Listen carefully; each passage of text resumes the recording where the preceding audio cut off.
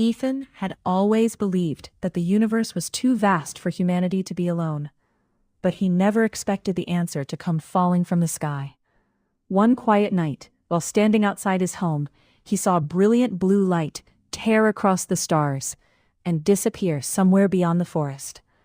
The next morning, Ethan followed the strange light into the forest. The deeper he walked, the stranger everything became.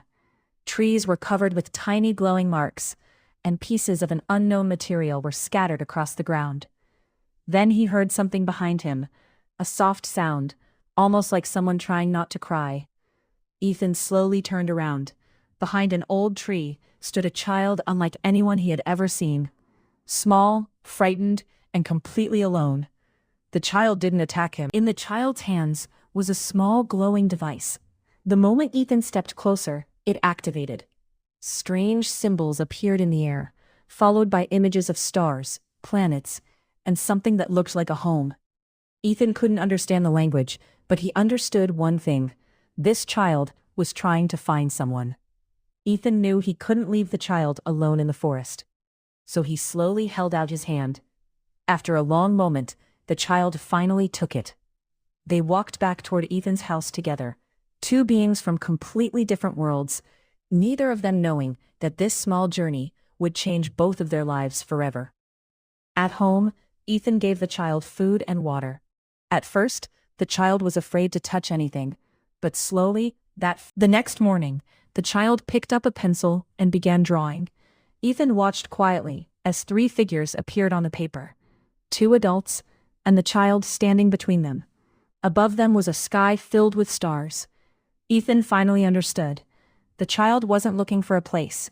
He was looking for his family. That night, the strange device suddenly came alive again.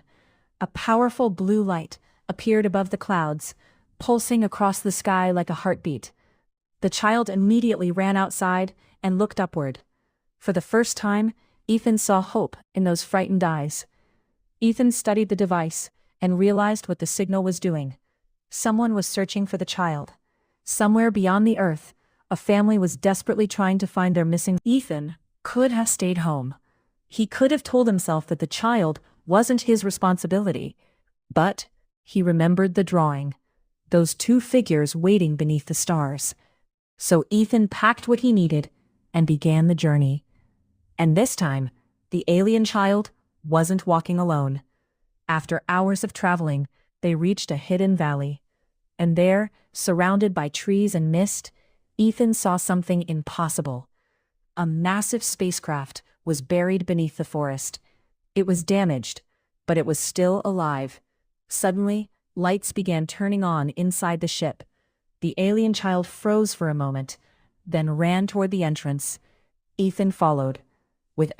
The door opened, and standing on the other side were the child's parents. For a moment, nobody moved. Then the child ran. His parents dropped to their knees and held him tightly. Ethan stood quietly behind them, watching a family become whole again. But their journey wasn't over. The spacecraft was too damaged to leave Earth. Ethan examined the ship's power system and realized that he might be able to help.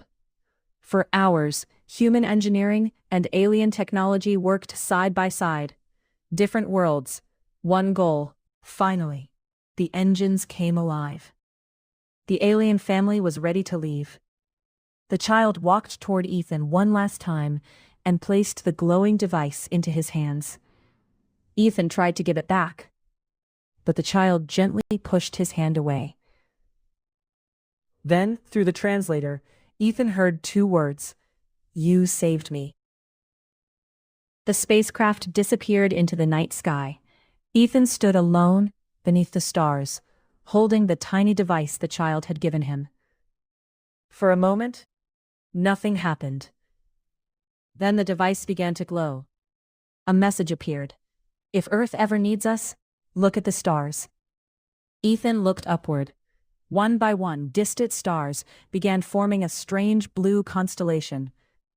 And somewhere beyond those stars, perhaps the child was looking back. Because sometimes, family isn't defined by where you come from.